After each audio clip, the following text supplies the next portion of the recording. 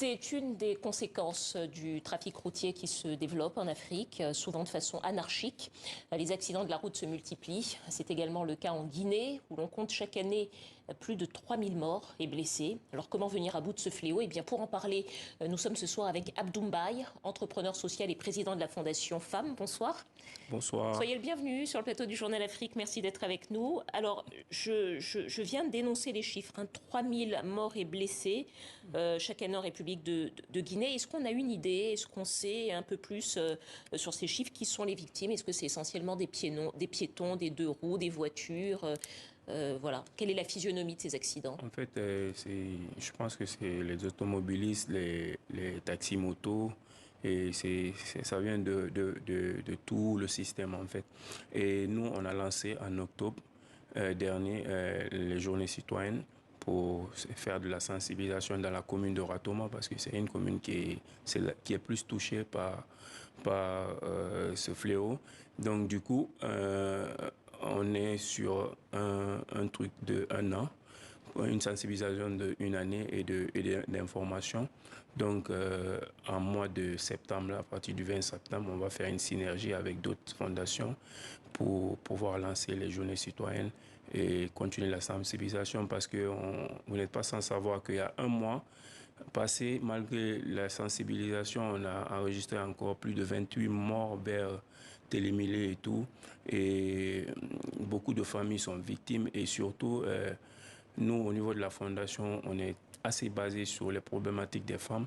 Donc, cette journée citoyenne qui arrive, on va essayer de travailler avec des associations de femmes, parce que qui vous aident dans vos actions pour la sensibilisation sur la sécurité routière. Mais peut-être cette question, vous parlez de sensibilisation.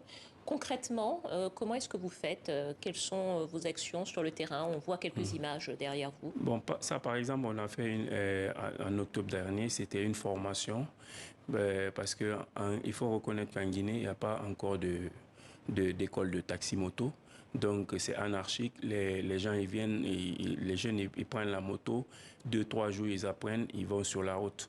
Et sur les milliers de jeunes qu'on a formés, on a constaté que, imaginez, sur des milliers de jeunes qu'on a formés, avec un seul motard qui avait son permis. Et son permis. Et vous les Voilà. formez avec qui et comment? Avec les auto-écoles? Oui, en fait, au niveau de la fondation, on a quelqu'un qui s'appelle Sori, qui s'occupe de tout ce qui est question de sécurité routière. Donc, du coup, on est une équipe jeune, on travaille ensemble pour mettre des plateformes, on envoie des messages forts. Et aussi, on travaille beaucoup avec les artistes du pays et les influenceurs qui nous aident dans la communication, parce que c'est très important d'impliquer tout le monde, et que ce soit la société civile, les associations, toutes les parties prenantes doivent se mettre ensemble sur ce plateforme pour pouvoir lutter. Vous avez beaucoup parlé des taxis-motos qui sont très répandus à Conakry et dont un nombre absolument incroyable n'a pas forcément le permis moto, le permis de conduire. Est-ce que vous pensez que... Alors d'abord, parce que c'est une source de revenus pour eux de faire le taxi-moto, donc est-ce que vous pensez bien sûr. qu'il faut est-ce que vous les incriminez, ou est-ce qu'au fond, il faut une action beaucoup plus globale et concertée? Est-ce que vous travaillez par exemple avec les autorités de la ville pour ces opérations de sensibilisation? Non, plutôt nous, on les incrimine pas, parce que du coup, c'est des jeunes qui essaient de se débrouiller.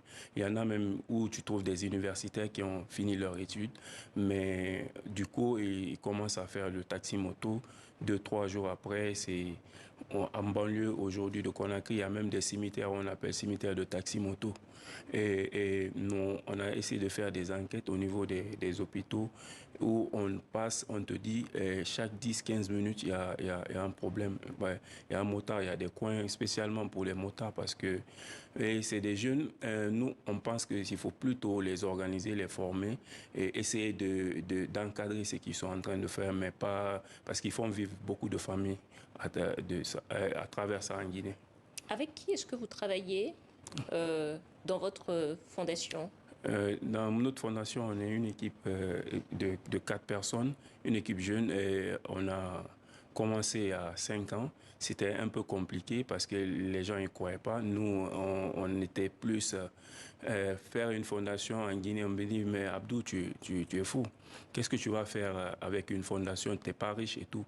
Mais moi, j'ai passé 15 années de ma carrière entre la France, partout dans le monde, au Canada. Je vois comment les choses évoluent. Donc, j'ai envie de partager cette expérience-là avec la jeunesse guinéenne, avec la jeunesse africaine. Aujourd'hui, ça donne le courage à beaucoup de jeunes de faire une fondation ou des associations dans tout le pays. Peut-être une question encore. Là, on voit que vous travaillez sur la sécurité routière, mais je crois savoir qu'il y a beaucoup d'autres projets sur lesquels vous travaillez avec votre fondation Femmes. Oui, Femmes, c'est nous, l'objectif, c'est comment changer notre communauté, comment changer l'Afrique de demain, parce qu'on pense que l'Afrique, il y a plus d'opportunités. On a fait 15 ans dehors, on sait que l'opportunité, c'est l'Afrique. Il y a tout le monde entier qui débarque pour pouvoir s'implanter et faire des choses. Donc, c'est de faire des plateformes comme Femmes pour sensibiliser et pouvoir les orienter. Et surtout, on est nous, on s'appuie plus sur la formation et sur l'orientation. On n'est pas une fondation qui va plutôt dans le côté appuyer ou donner des denrées alimentaires. On essaye de changer la mentalité des jeunes pour pouvoir changer notre environnement. Alors c'est une question que je ne vous ai pas posée, mais je vous la pose quand même si c'est la dernière question. Pour organiser des projets, il faut quand même des ressources financières. Comment est-ce que vous faites pour les avoir, pour les obtenir? Vous travaillez avec des entreprises, vous avez des partenaires financiers? Bien sûr que de début, c'était un peu compliqué parce que même les institutions, on allait vers des institutions, mais ils n'avaient pas assez confiance parce que souvent, quand on parle de fondation, on parle de politique, des trucs. Mais nous, on a commencé seuls. Une année après, on a eu la confiance des médias, on a eu la confiance des médias guinéens, on a eu la confiance de beaucoup d'institutions qui sont venues sur nos différents projets comme la Banque mondiale et d'autres. Merci beaucoup, Abdou Mbaye, entrepreneur social et président de la Fondation Femmes. Et je rappelle que vous travaillez notamment, que vous organisez au mois de septembre les journées citoyennes de prévention routière à Conakry. En synergie avec d'autres fondations. Merci à vous.